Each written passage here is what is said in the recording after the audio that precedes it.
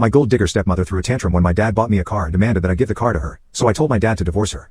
When I was 13, my dad remarried and his new wife moved in with us.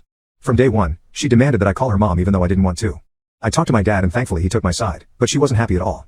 Since my dad wasn't home much, she got permission from him to discipline me whenever I was out of line. If I didn't wash the dishes when she told me to, she would take my phone away and wouldn't give it back until the next day. This one time, I got really sick and was even having trouble standing up. But my stepmother thought that I was faking it and just trying to get off from going to school. So she forced me to put on some clothes and kicked me out, telling me to walk to school by myself. I cried the entire way and somehow made it to class, but fainted immediately because I had a high fever.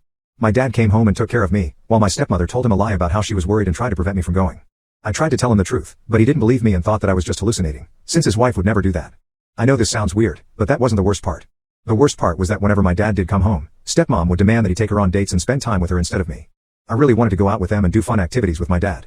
But at that time, I was just too scared to speak up. So I would end up just staying home while my dad took his wife to see the world.